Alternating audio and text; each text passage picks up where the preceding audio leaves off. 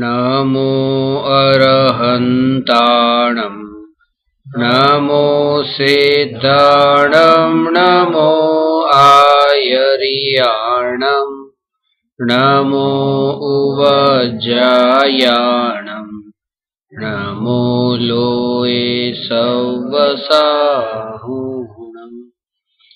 कहन राज को करनमन करो महान यह काज आत्मज्ञान की प्राप्ति है मंगलमय सुख सार मंगलमय सुख सार।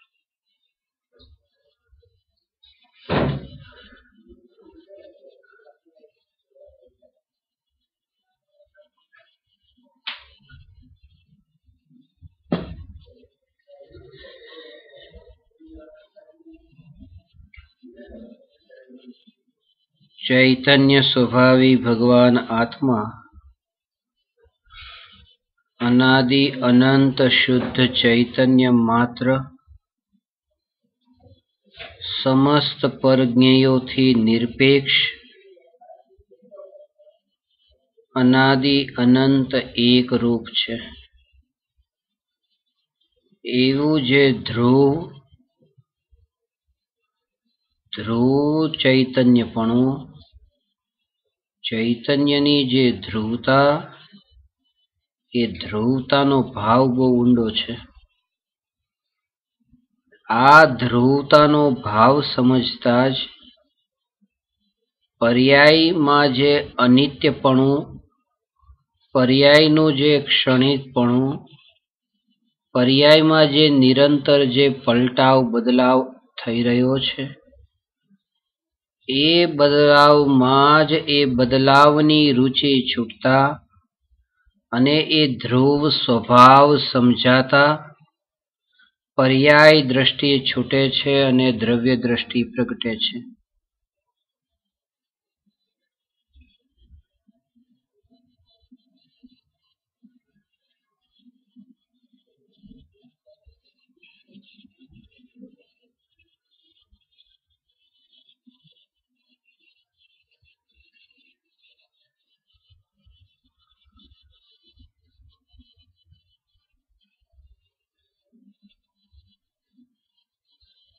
અત્યાર સુધી મૃત્યુની કળા પર ચર્ચા થઈ। મૃત્યુના ભેદ એ ભેદથી છૂટીને અભેદ એવા જ્ઞાયકમાં સ્થિર થવા માટે જ્ઞાનને દોરી બનાવવાનો ભાવ કે જ્ઞાન સ્વભાવને સાધન બનાવીને ज्ञान स्वभावनो भाव के जाणवा रूप एवं जे ज्ञाननु परिणमन जे जाणवा रूप परिणमन में ज्ञाननो पोतानी योग्यताथी तैयार थतो एवो जे आकार के जे आकार ने जे ज्ञेय ज्ञान में जणातु होय एवा कोई ज्ञेयनी अपेक्षा नथी एवो जे जाणवा रूप परिणमतो एवं जे आ ज्ञाननु जाणवा रूप परिणमन ने ए जाणवा रूप परिणमन में टकी रहेवा वाळुं ध्रुव चैतन्यपणु ए ध्रुव चैतन्यपणु आ स्वभावनी मुख्यता जेम ए जे छे आ वच्चे एक धरी छे अने ए धरीना बळ पर ए धरीना आधारे ए चाक फरी रह्यो छे। ए चाकनु फरवानुं कार्य चाली रह्युं छे अने ए जे धरी छे ए आधार छे पण एमां खास वात ए छे के जे चाक फरी रह्यो छे ए चाक अने आ धरी ए बंने अलग अलग छे। चाक अलग छे अने आ धरी अलग छे पण अहींया शुं कहे छे के अहींया कहे छे के आ जे जाणवा रूप परिणमन आ जाणवा रूप परिणमन ए तो थयुं आ परिणमन आ चाक આજે ફલટાઈ રહ્યું છે, પલટાઈ રહ્યું છે, પરિવર્તન થઈ રહ્યું છે. અને એમાં જે ટકીને ધ્રુવ જે રહેનારું એવી જે ખીલી જે છે વચ્ચે, એ આ કોઈ અલગ નથી. એ પલટાતા પરિણામ જે છે એ પલટાતા પરિણામોમાં જ એક ધ્રુવતા છે. એ ધ્રુવતાને આ ભેદો સાથે કઈ લાગતું વળગતું નથી.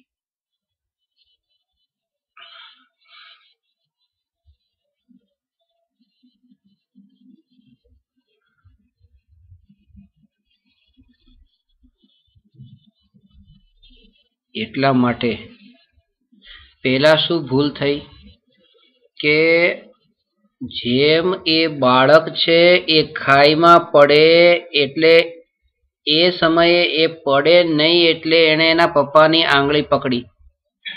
પર્યાય એ દ્રવ્યનો આશ્રય લે છે. અત્યારે શું થઈ રહ્યું છે કે પર્યાયે પર્યાયનો આશ્રય લીધો એટલે કે એ બાળકે કોઈ એવા બીજા બાળકને પકડ્યું. બાળકે કોઈ એવા બીજા બાળકની આંગળી પકડી કે જેના કારણે એ પોતે પણ ખાઈમાં પડે છે ને બીજું બાળક પણ ખાઈમાં પડે છે. એટલે કે પર્યાય એ પર્યાયનો આશ્રય લે છે. જે પર્યાયનો આશ્રય લે છે એ પર્યાય પણ નાશ પામે છે ને જેનો આશ્રય લીધો છે એ પર્યાય પણ નાશ પામે છે. તો આ વાત જ્યારે તમે સાંભળી ત્યારે શું વિચાર આવ્યો કે આ જે પર્યાય છે જેને પર્યાયનો આશ્રય લીધો છે, હવે આ પર્યાયનો આશ્રય ન લઈને દ્રવ્યનો આશ્રય લે એટલે બાળકે જે બાળકની આંગળી પકડી છે એ આંગળી ન પકડે અને બાળક એના પપ્પાની આંગળી પકડે.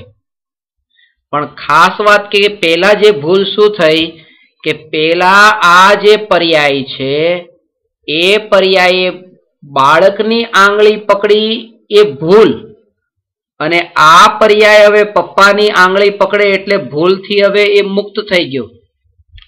બસ પુરુષાર્થ ક્યાં છે? પુરુષાર્થ કોને માનવો?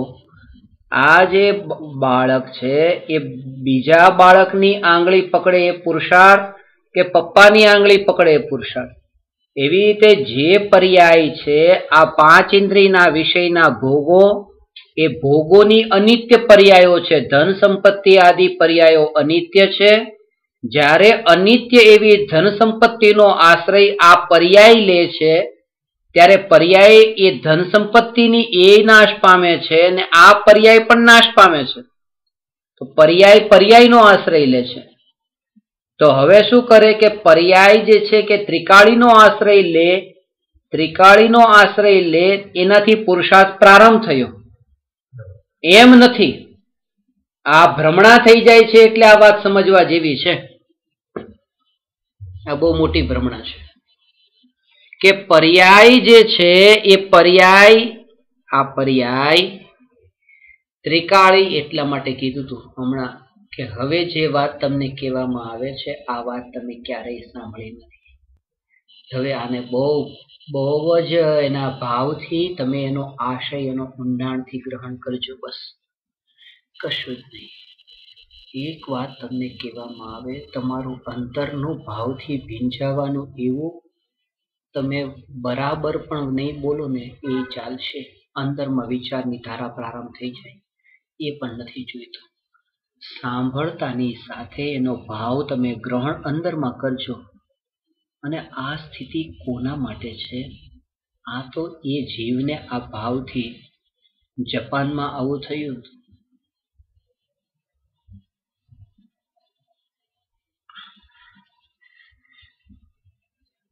એવું થયું હતું કે એક ગુરુની પાસે ઘણા બધા શિષ્ય જ્ઞાન લેવા આવતા હતા. અને એ ગુરુ જે છે ને, એ ગુરુની પાસે જ્ઞાન લેવા માટે જે શિષ્ય જાય ત્યારે એ ત્યાંના નિયમ એવો હતો. અને એ નિયમ પણ ગુરુનો બનાવેલો નહોતો, બધા શિષ્યોનો બનાવેલો હતો. બીજા બધા કે ગુરુ પાસે જે શિષ્ય આવે એને 3 વાર પ્રદક્ષિણા ફરીને મસ્તક ઝુકાવીને વિનયવાન થઈને બેસવું પછી ગુરુજી પાસે જ્ઞાન લે, પછી પ્રશ્ન પૂછવો એ પૂછે.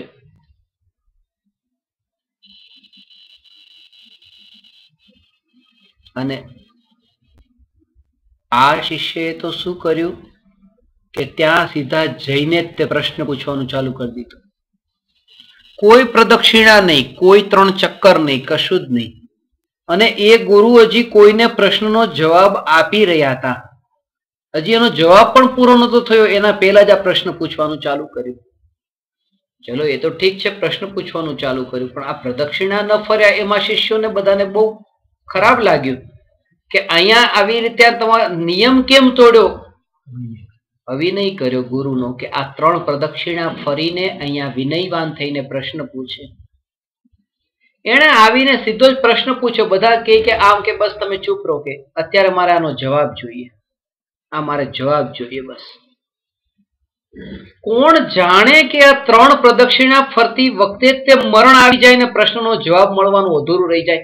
એકવાર જવાબ મળે પામી જાવ, 3 ની બદલે 300 પ્રદક્ષિણા ફરી જઈશ, પેલા મને જવાબ જોઈએ. આવો જે થાક્યો હોય બધો વ્યવહાર ઔપચારિકતા પછી પાછળથી જોઈ જશે, અત્યારે તો જવાબ પહેલા. આવી જેને અંદરમાં ચૈતન્યની અંદરની તાલાવેલી જાગી, બધું પછી કરી લેશું. કોને ખબર એ પ્રદક્ષિણામાં ત્યાં મૃત્યુ વચ્ચે આવે. ભગવાન આ આવી તાલાવેલી જેઓને હજી જાગી નથી, એવા વિરલા હજી દેખાતા નથી. એટલે હવે જે તમને આ વાત કહેવામાં આવે છે, આ વાત બહુ ઊંડી છે. એટલે ભાવથી ભીંજાઈને કહેવાનો મતલબ એ હતો કે આવી તાલાવેલી સાથે સાંભળો તો હવે આ સમજાશે. એવી તાલાવેલી.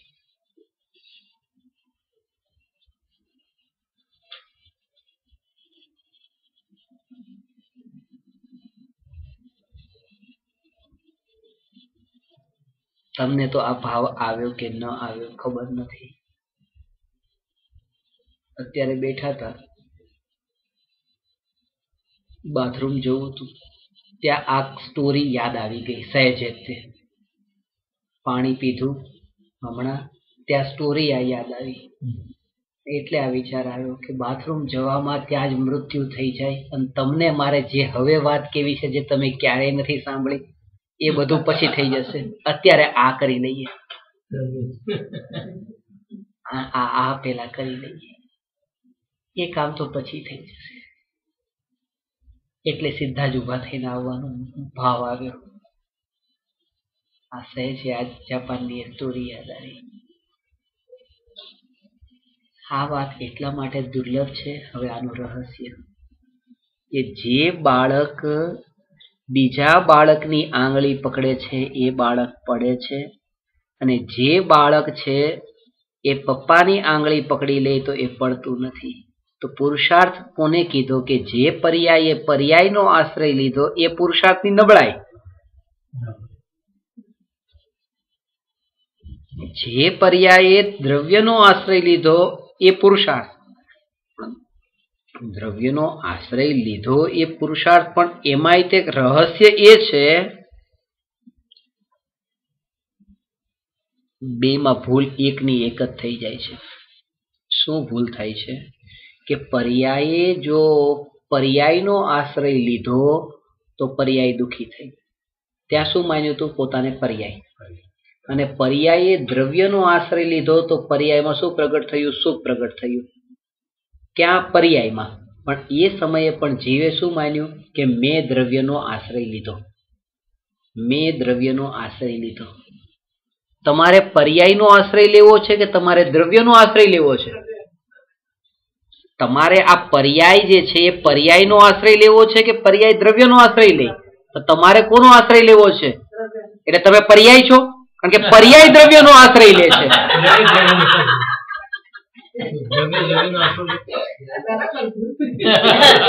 બધાનો આ જ જવાબ હતો. તમે એક બોલી ગયા, બાકી બોલ્યા નથી. આ નિખાલસતા, આવા જીવ પામે. હું તમને પહેલા દિવસથી કહું છું, ભૂલ થાય એ નહીં એ મહત્વ નથી. જેવા છીએ એવા, અંદર આવા છે તો બહાર આવા. તમારો જવાબ આ જ હતો જો પૂછ્યો હોત તો.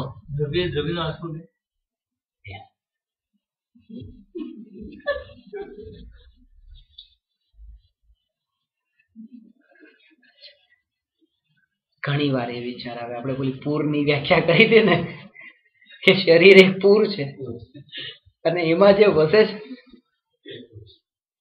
એ પુરુષ છે. એ પુરુષ છે કે પૂરમાં વસે તે પુરુષ છે. આ દેહરૂપી પૂરમાં, પૂર એટલે નગર, નગરમાં વસે તે, પૂરમાં વસે તે પુરુષ છે. ઘણી વાર તમારા એ વિચાર આવે છે પુરુષ નથી, મહાપુરુષ છે. એટલે આવા પ્રશ્ન થાય છે. દ્રવ્ય દ્રવ્યનો આશ્રય લે. એ પપ્પા જે આમ બિલકુલ સ્ટેચ્યુ બનીને ઉભા છે અને બીજા પપ્પા સ્ટેચ્યુ બનીને ઉભા હોય તો સ્ટેચ્યુને પકડવા જશે કે જે હલતું ચલતું હોય એ કોઈને પકડવા જાય? વાત સમજાય? કે કોઈ કે તો હલવું તો પડે ને પકડવા માટે. તો પર્યાય જે છે એ પર્યાયને પકડવા જાય છે, પણ આ પકડવા જાય છે એ તો હલીને ગઈ ને પકડવા, અને પર્યાય દ્રવ્યને પકડવા જાય પણ પોતે તો હલી ને, તો હલે એ પકડવા જશે. પણ અહીંયા તો પર્યાય છે જ નહીં, એકલું દ્રવ્ય દ્રવ્ય, તો કોણ કોને પકડે? અને કોનું દ્રવ્ય? મારું દ્રવ્ય તમારા દ્રવ્યને પકડશે? એક થઈ શકે કે મારી જે પર્યાય છે એ તમારી પર્યાયને પકડવા જાય, એટલે કે મારી જ્ઞાનની પર્યાયમાં તમારા રાગ દ્વેષના ભાવની પર્યાય થઈ, એને જાણે કે જો આમને રાગ થયો, દ્વેષ થયો. પર્યાયનો આશ્રય લે, પર્યાય દ્રવ્યનો આશ્રય લે, પણ દ્રવ્ય તો આશ્રય લેતું નહીં. આશ્રય લેવાનું કામ દ્રવ્યનું છે જ નહીં. આશ્રય લેવાનું કામ તો પર્યાયનું છે. પછી એ પર્યાયનો લે કે દ્રવ્યનો લે. સમજાણો? પણ આમાં ભૂલ એ કે જે પર્યાયની વાત તમે કરી અહીંયા કે મારે દ્રવ્યનો આશ્રય લેવો છે, મારે પર્યાયનો આશ્રય નથી લેવો. પણ પર્યાય જે છે પર્યાયનો આશ્રય લીધી હતી. હવે તમે કીધું કે મારે હવે દ્રવ્યનો આશ્રય લેવો છે, એટલે તમે ક્યાં પોતાને માન્યા? અહીંયા ને અહીંયા અટક્યા. અહીંયા કહે છે કે આ પર્યાય પર્યાયનો આશ્રય લીધી હતી, એ લે તોય ઠીક, ન લે તોય ઠીક, આનો આશ્રય લે તોય ઠીક, આનો આશ્રય પર્યાય લે તોય ઠીક. આનો તો ત્યાં તરત જ આના ઉપર દ્રષ્ટિ ગઈ કે આજ હું. પણ આજ હું એ કીધું ત્યાં પર્યાય તો દ્રવ્ય ઉપર ગઈ હતી. તમે અહીંયા નથી ઉભા, તમે અહીંયા ઉભા રહી ગયા. એટલે પર્યાય દ્રવ્યનો આશ્રય લીધો, તમે તો ત્યારે ત્યાં જ છો. અને તમારી જાગૃતિ એ વર્તે છે કે જે આશ્રય લેવા વાળી પર્યાય છે એ હું નથી. એટલે એ પર્યાય જયારે પરિણમે છે પછી, કારણ કે પર્યાય છે તો પલટવાની છે, એટલે તમે ત્યારે માનતા નથી કે હું મર્યો. એ અમર થવાનો ઉપાય. દ્રવ્યનો આશ્રય પણ પર્યાય કેટલા સમયની હોય? પતી ગયું. મરે કે ન મરે? બસ. તો જેને પર્યાય ભલે દ્રવ્યનો આશ્રય લીધો પણ પર્યાય મરશે કે નહીં એક સમય પછી? વાત આવી જ નહીં પછી. તમારે કેવું તો આ સવાલ ખોટો છે. જવાબ શું કામ આપ્યો? દરેક સવાલના જવાબ આપવા જરૂરી નથી.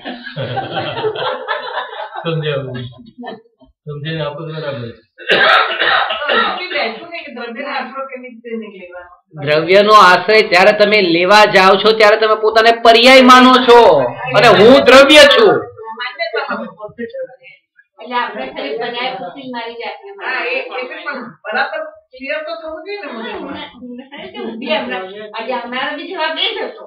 બધાનો જવાબ એવો છે. આ તો નિખાલસતાથી બોલી ગયા. હવે વાત કે જો બેસે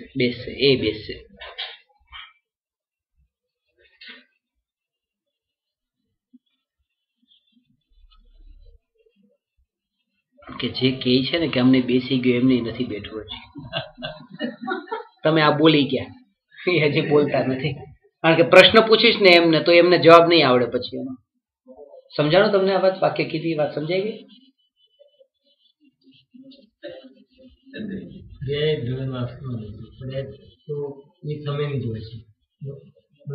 તમને આ વાત સમજાય કે જે કીધી એ નહીં બોલે? હા કે ના? નહીં બોલે. જો સમજાઈ ગઈ એમ બોલશે ને તો હમણાં ડર લાગશે, કઈ પૂછી લેશે. અને નથી સમજાણી એ કે છે તો બધાની વચ્ચે કેવું લાગશે? નથી સમજાણી હજી. એટલે આ આવી સ્થિતિ હોય છે. ખરેખર બધાની સ્થિતિ આવી છે. બધાની. એક વ્યક્તિને પૂછ્યું કે આ બધા બહુ પુસ્તકો ભણ્યા, આ પુસ્તક વાંચ્યું છે? તો કે અમે ઘણાય વાંચ્યા છે. આ વાંચ્યું છે કે ના ઘણાય વાંચ્યા છે. એમ કે ને કે હા વાંચ્યું છે તો ડર લાગે, કઈ પૂછી લેશે તો એમાં શું લખ્યું બતાવ.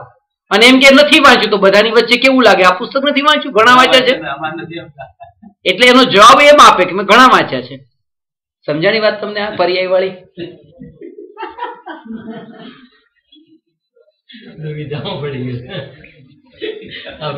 તમને સમજાણી ધનરાજભાઈ?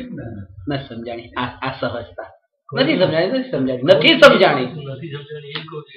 દુવિધા એટલે દ્વૈત. હજી અડધું અડધું છે. દુવિધા આ છે ને અડધા ટકા નથી હોતી. 0% હોય કે 100% હોય. આ સમજણ એવી છે.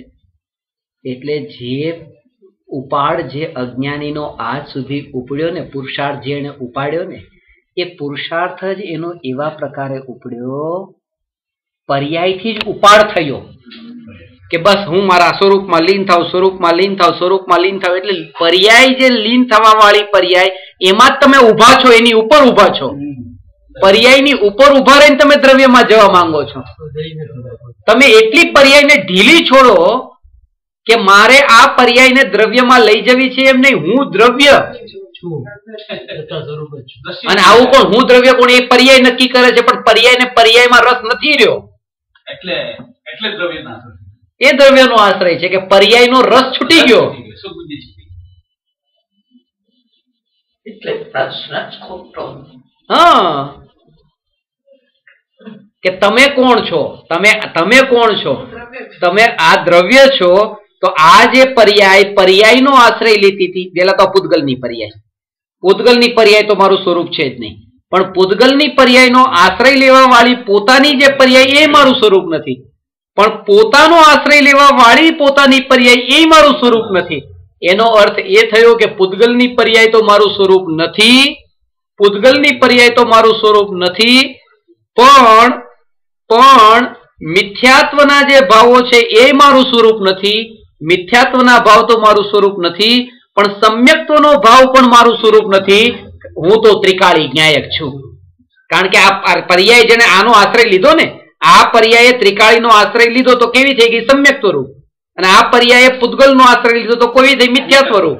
પણ મિથ્યાત્વ રૂપ થાય ત્યારે હું નથી આ, અને સમ્યક્ત્વ રૂપ થાય ત્યારે હું નથી. કારણ કે આ જે સમ્યક્ત્વ રૂપ પરિણમન થયું, એ જે આનું તો પરિણમન છે મિથ્યાત્વથી સમ્યક્ત્વ રૂપે. હવે મિથ્યાત્વના કાળે જે પાણી ગરમ હતું ત્યારે રસોડામાં હતું, તો ઠંડુ થઈ ગયું એટલે રૂમમાં આવી ગયું. એ પર્યાય બદલાણી ને. તો મિથ્યાત્વની પર્યાય મારું સ્વરૂપ નથી, તો બદલાઈને જયારે સમ્યક્ત્વ થઈ તો એ મારું સ્વરૂપ કેવી રીતે બની ગઈ? એ બહાર જ રહી. અહીંયા અંદર તો મારા મહેલમાં તો ચૈતન્ય જ છે, બીજું કઈ નહીં. બેસશે બધું બેસશે, જીવતો જાગતો ચૈતન્ય હાજર છે. આની આ મહિમા છે. 50 વાર મૂર્તિની સામે જઈને કહીએ તો એને નહીં સમજાય. કરોડો વાર કહેશું તો એ નહીં સમજાય. પણ આને 2 વાર કહેતા સમજાય. આ જીવતો જાગતો પરમાત્મા આ દેહરૂપી દેવળમાં, એટલે આની મહિમા કીધી છે.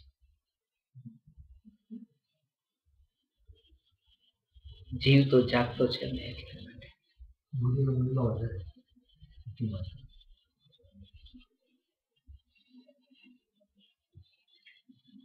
એટલે આ સમજણ સુધરવાથી શું થાય? આ સમજણ સુધરવાથી શું થાય?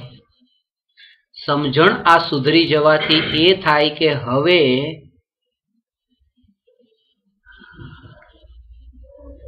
બહુ બેચેની રહી છે, બહુ ગડબડ છે, બહુ ભાવો એટલા મલિન એવા પ્રકારના ચંચળ, ક્યારેય વિચાર ન કર્યો એવા ભાવ આવી જાય છે. ઘણી વાર એવા ભાવ કે કઈ લાગતું ઓળખતું ન હોય એવાના વિચાર આવી જાય, જે કેટલાય વર્ષો પહેલા વીતી ગયું હોય. તો અહીંયા કહે છે કે સ્વભાવનો આશ્રય લેવા વાળી જે પર્યાય ઉત્પન્ન થાય, એમની સાથે તમારે લાગતું ઓળખતું નથી, તો આ વિકલ્પો વાળી પર્યાયમાં હવે તમને ફરિયાદ જ નહીં થાય કે મારી આ તકલીફ છે. હું ચૈતન્ય માત્ર, એટલે બધું ઢીલું છોડ્યું. અને આ જ એકમાત્ર ઉપાય છે, બીજો કોઈ ઉપાય નથી. બીજો કોઈ ઉપાય નથી.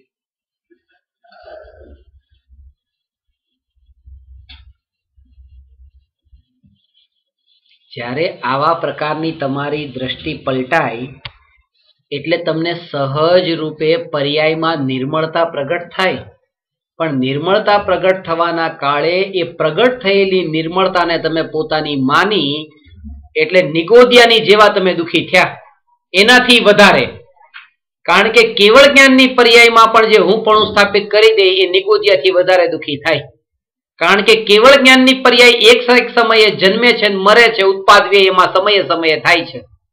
અને એને માન્યું કે આ કેવળ જ્ઞાન એ હું, એટલે એમ માન્યું કે હું જન્મ્યો ને હું મર્યો, હું જન્મ્યો ને હું મર્યો, એ પર્યાયના ઉત્પાદ વ્યયમાં. નિગોદ્યો તો 18 વાર જન્મ મરણ કરે, આણે તો અનંત વાર જન્મ મરણ કર્યા. અને એટલા માટે તે જ્ઞાનીને કેવળ જ્ઞાની કેવળી પોતાને કેવળી માનતા નથી, કેવળી પોતાને ચૈતન્ય સ્વભાવી ભગવાન આત્મા માને છે. આ એનો ભાવ. અને કેવળી થવાની જે વિધિ છે એ તે આત્મજ્ઞાની થવાની વિધિ છે. કારણ કે અહીંયા કઈક ઊંધું હોય ને ત્યાં આગળ જતા ઊંધું હોય તો પછી નવું શીખવું પડે. અહીંયા સમ્યક દર્શન પ્રગટ થઈ ગયું, મહાવિદ્ય ક્ષેત્રમાં મુનિ થવાનું હોય તો ત્યાં નવી સાધના ચાલુ કરવી પડે. પણ જે પહેલો ઘડો સીધો મુકાયો છે એ જ ઘડાથી તે બધું આગળ ચાલવાનું છે. એટલા માટે કેવળી પોતાને કેવળી માનતા નથી તો સમ્યક દ્રષ્ટિ પોતાને સમ્યક દ્રષ્ટિ માનતા નથી, મુનિ પોતાને મુનિ માનતા નથી. મિથ્યા દ્રષ્ટિ પોતાને સમ્યક દ્રષ્ટિ માની લે છે, મિથ્યા દ્રષ્ટિ મુનિ માની લે છે પોતાને, અને મિથ્યા દ્રષ્ટિ પોતાને કેવળી માની લે. કારણ કે આ બધી પર્યાય છે ને, મિથ્યા દ્રષ્ટિનું જ પર્યાયમાં હું પણ હોય છે, બીજાનું નહીં, જ્ઞાનીનું નહીં. એટલા માટે કોઈ વ્યક્તિને કહીએ કે તમે કોણ, એમાં મુનિ છે, અમે તો સાધુ કહેવાય, તમે ગ્રહસ્થ કહેવાય, પતી ગયું. માનો છો તમે સાધુ છો કે અમે માનીએ છીએ અમે સાધુ છીએ? તમે પોતાને સાધુ માન્યા એટલે પર્યાય જે સાધુની છે એમાં હું પણ કર્યું, અને સાધુની પર્યાય નથી એના પહેલાય તમે તો હતા, આત્મા કેમ નતો? તો જે પહેલાય હતો અત્યારે છે ને સાધુની પર્યાય નહીં રહે ને કેવળ જ્ઞાન થશે, ભગવાન થશો પછી જે રહેશે એમાં જે ધ્રુવ સળંગ રહેનારું જે છે બસ એ તમે છો. તમે સાધુ નથી, તમે અમુક ટુકડાવાળા નથી, તમે ત્રિકાળી છો. એટલે સાધુ પોતાને સાધુ નથી માનતા, સાધુ સાધુ નથી માનતા. મિથ્યા દ્રષ્ટિ પોતાને સાધુ માને છે, કારણ કે મિથ્યા દ્રષ્ટિ પાસે ચૈતન્યનું આશ્રય જ નથી તો ક્યાં પોતાપણું કરશે? પર્યાયમાં કરશે. એ રીતે વ્રતાદિની જે બધી પર્યાયો છે એ બધામાં સહજતા ત્યાં નથી.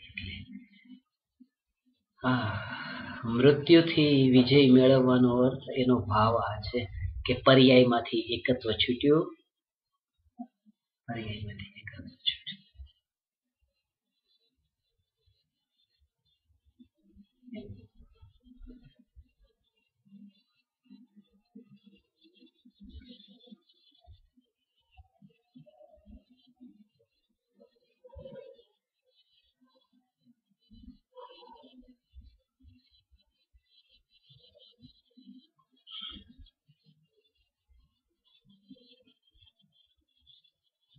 એક મહારાજ સાહેબ ભણવા માટે બેઠા હતા. પ્રવચન પૂરું થયું, સમાજના લોકો બેઠા હતા. એમણે પ્રવચન પછી એમ કીધું, 2 કલાકનું પ્રવચન સાંભળ્યું હતું પહેલી વાર. એ તો આટલું બધું લાંબુ તો ક્યારેય બેસતા હતા, પહેલી વાર 2 કલાક બેસવાનું થયું. કલાકનું પોણો કલાકનું પ્રવચન હોય તો 2 કલાક બેસી ગયા. પછી કે મેં તમારું આટલું 2 કલાકનું સાંભળ્યું, તમે કંઈક સાંભળશો કે નહીં? અમારે મુંબઈની જ ઘટના છે. એ સાંભળશું, ચલો ને સંભળાવો. હોય તમારે શું સંભળાવું છે? કે મારે કઈ વધારે નથી સંભળાવવું.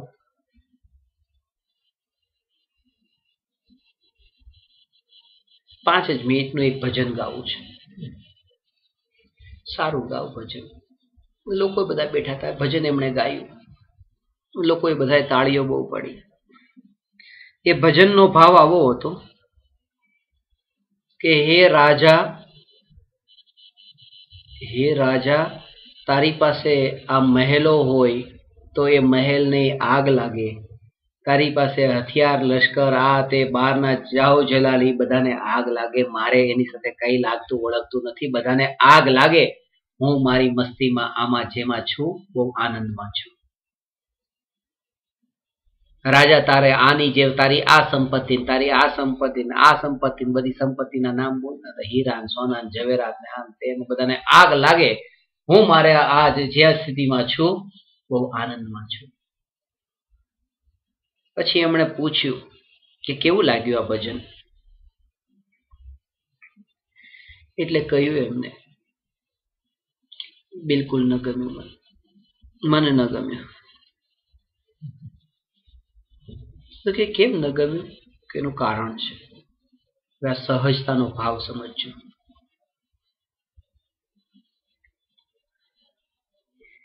ગરીબની ઝૂંપડી જે હોય છે અને રાજા મહેલમાં બેઠા હોય, આજ સુધી એવા કયા રાજા છે કે જેણે ગરીબની ઝૂંપડી માટેના ગીતો બનાવ્યા હોય અને લખ્યું હોય કે હે ગરીબની ઝૂંપડી વાળા, તારી ઝૂંપડીને તો આગ લાગે, મારે કઈ લાગે વળગે નહીં, હું મારા મહેલમાં મસ્ત છું.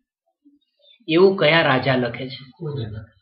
ખરેખર વાત એ છે કે જેને ઝૂંપડી સાથે હવે કઈ લાગતું વળગતું જ ન હોય ને, અને જેને ઝૂંપડીની પડી પણ ન હોય ને, એને ઝૂંપડી માટે લખવાની જરૂર ન પડે કે આગ લાગે ને આમ લાગે.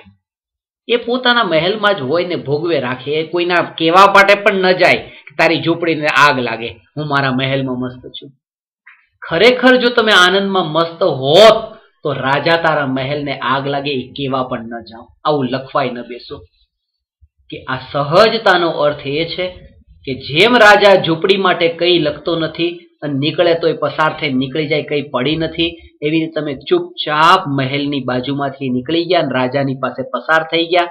જેમ રાજા ઝૂંપડી પાસેથી નીકળે કઈ પડી નથી, એવી રીતે તમે મહેલ પાસે નીકળ્યા અને તમારા અંદર કઈ ન થાય. આ સહજતા છે. તો તમને એની મહિમા છૂટી એમ કહેવાય. હજી તો મહિમા પડેલી જ છે, એટલે તો રાજાને તમે મુખ્ય કરીને કીધું. ત્યારે તેના વહેલોની બધી ગણતરી કરી. રાજાને યાદ નહીં હોય એના મહેલમાં શું છે, તમને બધું યાદ છે, રત્ન ને વૈભવ ને કઈ કઈ વસ્તુ હોય. એટલે એ રાગનું દ્વેષમાં રૂપાંતરણ થઈ ગયું. અને ખાલી એ સાધનો પ્રત્યે નહીં, એ સાધનોનો ભોગવટો કરવા વાળા પ્રત્યે પણ. અને એ દ્વેષના કારણે જે પરમાત્મા વાળી દ્રષ્ટિ દેખાવી જોઈએ ને, ભોગવટો કરતા રાજામાં પણ એ નથી દેખાતી. એ ભોગવટો કરનારા રાજા પરમાત્મા દેખાવા જોઈએ નથી દેખાતા. કારણ કે જેના મહેલને આગ લાગે તો પછી એ રાજાને આગ લાગે કે જે આ ભોગોમાં પડેલો હોય. તો ત્યાં પરમાત્મા વાળી દ્રષ્ટિ, સહજતાનો ભાવ એ સમજવો. આવું થશે. સાધના માર્ગમાં વચ્ચે વચ્ચે આવા પણ વિરામ સ્થાનો આવે છે અને ભ્રમણા એ હોય થાય છે કે કોઈ રોકવા વાળું મળતું નથી એને. અને પબ્લિક તો તાળીઓની તાળીઓ, ઓહો કેવું લખ્યું, જો ને મહેલોને આગ લાગે ને આને આગ લાગે ને જો ને કાંઈ પડી નથી. અને આ બધી પડેલું છે, બધું અંદરથી જ ઉભરો નીકળે છે. એટલે તમને વાત કરી હતી ને,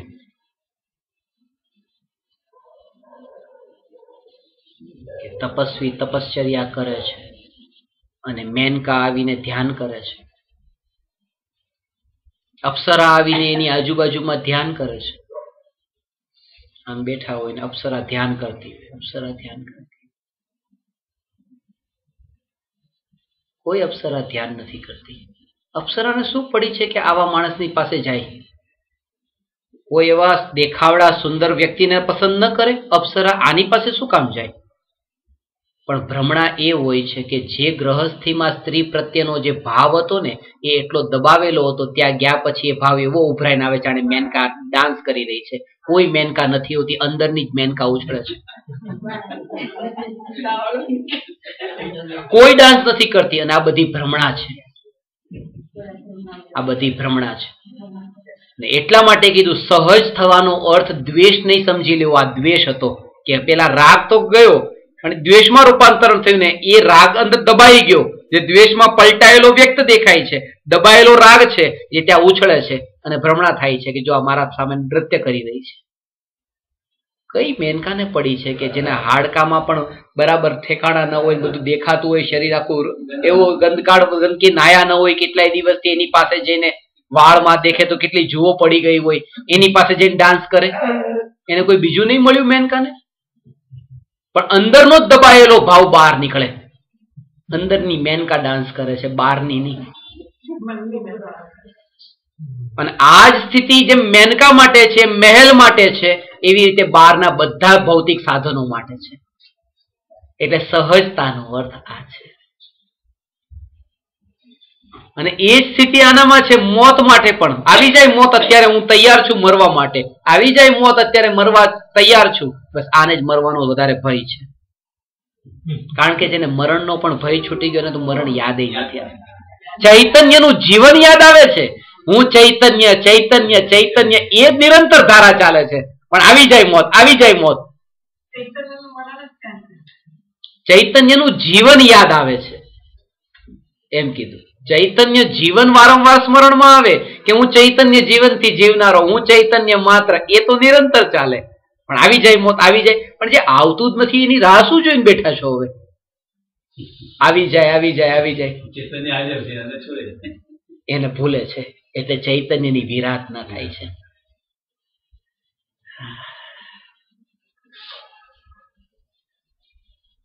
ચૈતન્ય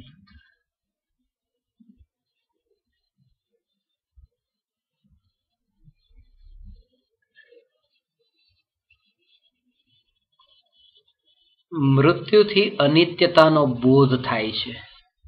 અને જેટલી અનિત્યતાનો બોધ થાય છે એટલી નિત્ય તરફ જવાની યાત્રા પ્રારંભ થાય છે.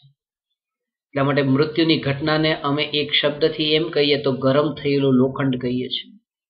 તમારા પરિવારમાં જો કોઈનું મૃત્યુ થાય અને એ સમય જે પસાર થતો હોય, એ જે શરૂઆતના દિવસો, એ દિવસોને ગરમ થયેલું લોખંડ સમજવું.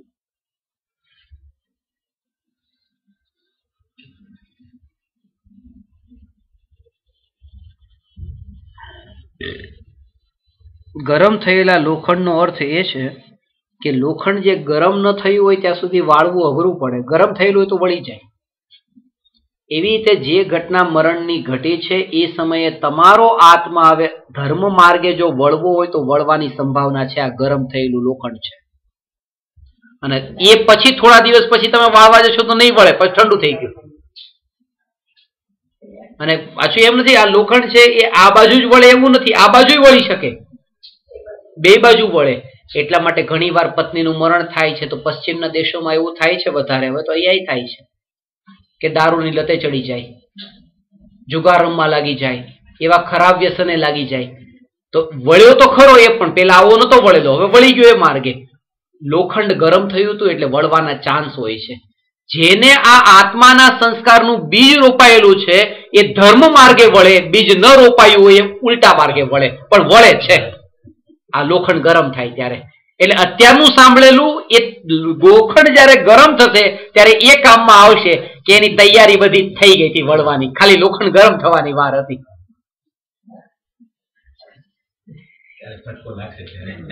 અને ફટકા કોને નથી લાગતા?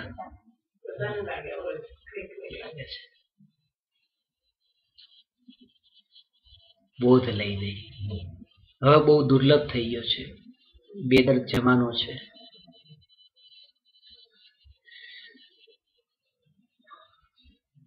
એટલે પેલા લાકડા નાખીને સળગાવતા હતા ચિતા, હવે ઇલેક્ટ્રિક આવી. જલ્દી પતાવો ને જલ્દી બળે, પતિ. ઊભું રહેવું લાંબુ લાંબુ કોણ રાહ જોવે? ક્યારે બળે ક્યારે આપણે જઈએ ત્યાં ઊભું રહેવું પડે, પૂરો બળી જવા દો. બેદર્દ જમાનાની અંદર આ ચૈતન્યની વાત બહુ દુર્લભ છે. ભગવાન ધન્ય માનો પોતાને, બાકી બહુ દુર્લભ છે.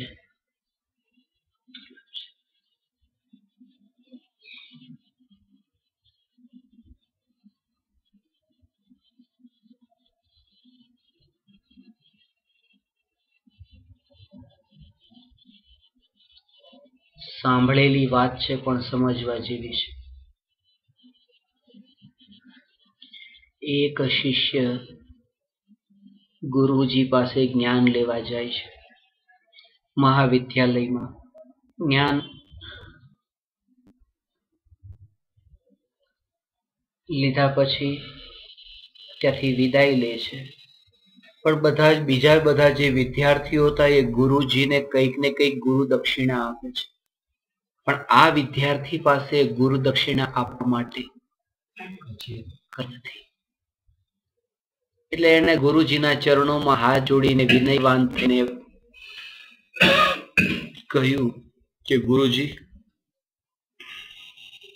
ક્ષમા કરજો, મારે આપવું તો ઘણું બધું છે પણ મારી પાસે કઈ નથી, તો શું આપું?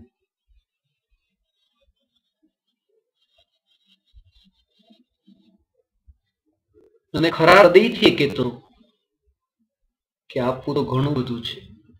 એની પાસે નતું, ખાલી ઔપચારિકતા નથી, જે મોટા ભાગે એવી રીતે ચાલતું હોય, જે સ્ટેજ ઉપર બોલતા હોય ને. હમણાં જ એક જગ્યાએ કોઈ કહ્યું કે અમારે તમને ઘણું બધું આપવું છે પણ શું આપવું ખબર નથી પડતી. ચેકબુક નથી, સહેજ કરો, એમાઉન્ટ લખી નાખશું. આપવું તો ઘણું બધું છે પણ શું આપવું ખબર નથી. આની પાસે હતું જ નહીં, નીકળે છે. પણ એટલી વચન આપીને જાય છે, ગુરુજી ક્યારે પણ કઈ મળશે ને તો હું ચોક્કસ અહીંયા આપવા માટે આવીશ. એ નીકળતા જાય છે ત્યાં સવારનો સમય હોય છે. એક રાજ્યમાં એક રાજા મહેલના બગીચામાં આટા ફેરા મારે છે. એ જમાનામાં રાજા હતા.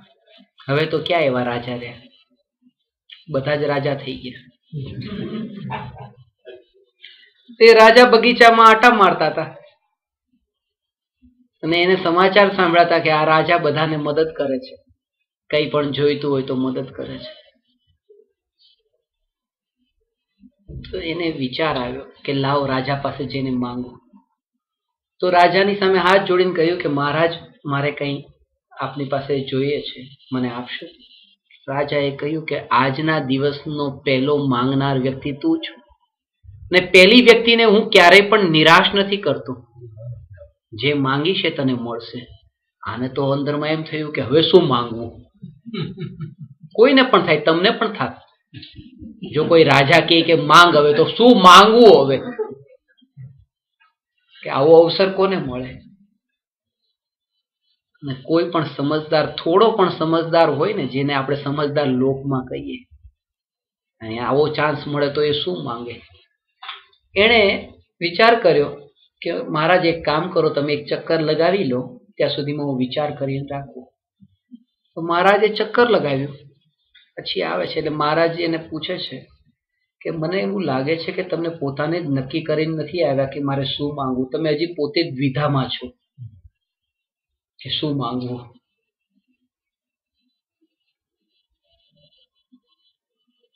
કારણ કે આ શેના માટે ગયો હતો કે જે રાજા પાસેથી લઈને આવશે,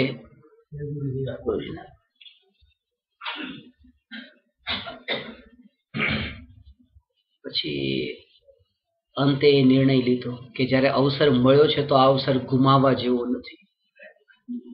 એટલે કીધું કે મહારાજ, મારી એ ઈચ્છા છે કે તમે જ મહેલમાંથી બહાર નીકળી જાઓ ને એ જગ્યા ઉપર હું આવી જાઉં.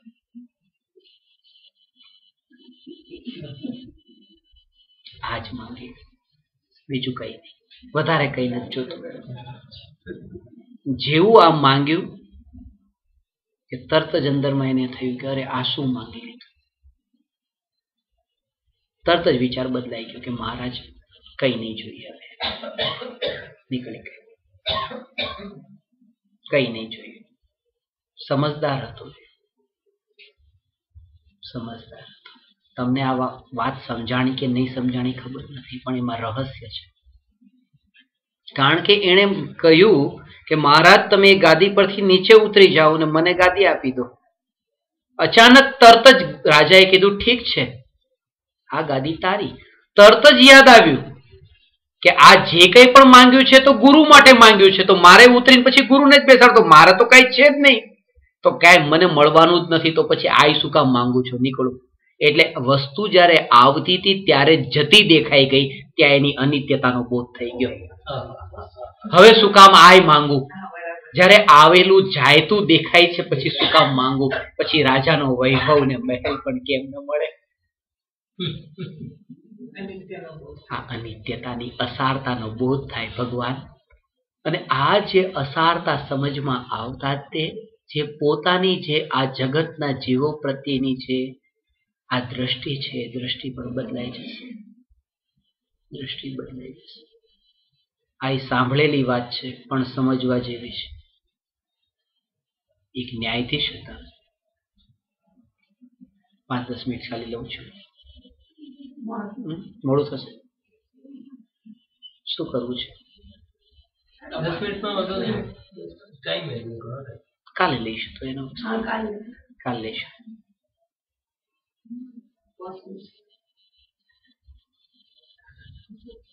એક એ ન્યાયાધીશ જે છે ને, એ ન્યાયાધીશ શું કરતા,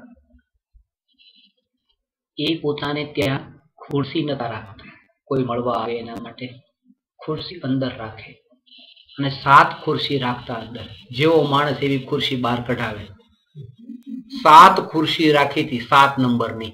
1 નંબર, 2 નંબર, 3 નંબર, 4 નંબર. જેવો માણસ એવી ખુરશી.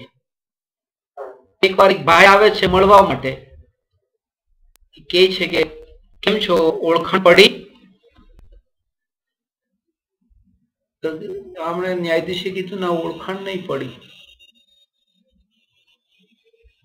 તો કે સૌથી પહેલા જો ને, હું અહીંયા સરપંચ તરીકે હતો ગામનો. કે હા હા હા, ઓળખાણ પડી, ઓળખાણ પડી. રાજાને પડી કે નથી પડી, પણ એમને કહી દીધું કે હા પડી. તરત નોકર ને ખુરશી, આમ 2 નંબરનો ઈશારો કે 2 નંબરની ખુરશી લઈ. સરપંચ પછી એને કીધું કે તમને ખબર છે ને, પછી પેલો રાષ્ટ્રપતિનો એવોર્ડ મને મળ્યો હતો. પછી પેલો ખુરશી લાવ્યો પણ નતો, ત્યાં તરત જ કે એ ભાઈ એ નહીં, 4 નંબર. અને એમણે કીધું કે હમણાં થોડા દિવસ પહેલા 10 લાખ રૂપિયાનું એક સંસ્થામાં મેં દાન આપ્યું. પછી ઓલો લાવે એની બદલે 6 નંબરની ખુરશી.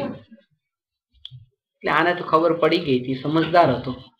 એને ન્યાયાધીશને કીધું, સાહેબ પેલી 7 નંબરની જ મંગાવી લ્યો. કારણ કે હમણાં હું તમને એમ કહેવાનો છું કે 10 લાખ મારે તમને આપવા છે. એ બધી માથાકૂટ શું કામ કરવી? 2, 4 ને 6 ને એની કરતા સીધી 7 નંબર મંગાવી લ્યો. તમને એવું નથી લાગતું કે દુનિયાની અંદર જે લોકો રહે છે, એ લોકો માટે પણ તમારા હૃદયમાં આવા જુદા જુદા લેવલો છે? બધાએ પોતાના ઘરમાં એવી ખુરશી ભલે ઘરમાં ન રાખી હોય, પણ અહીંયા તો રાખી છે. આ નામ જ ભેદ દ્રષ્ટિ છે. અને જ્યાં બધી ખુરશીઓ કોઈ ભેદ ન રહે, સર્વ જીવ પરમાત્મા. અને આના સંબંધ માટે કે દરેક જીવ સાથે પરમાત્મા દ્રષ્ટિ કેમ પ્રગટે? એ જીવને પ્રગટે જેને પોતાને ચૈતન્ય રૂપે દેખ્યું, સર્વને ચૈતન્ય રૂપે દેખે. સર્વને ચૈતન્ય રૂપે દેખે. આ અંતિમ સેશનનું રહસ્ય એ હતું કે પર્યાય જે પરદ્રવ્યનો આશ્રય લે એ પણ હું નહીં, પર્યાય જે આત્માનો આશ્રય લે એ પણ હું નહીં. હું આત્મા, હું પર્યાય નહીં. અને આવી આત્માની અદ્ભુત રહસ્યપૂર્ણ વાત આપ સમસ્ત પરમાત્માઓએ એકાગ્રતાપૂર્વક સાંભળી, વિનયવાનપૂર્વક સાંભળી. સમસ્ત પરમાત્માઓને મારા ભાવ સહિત પ્રણામ કરું છું.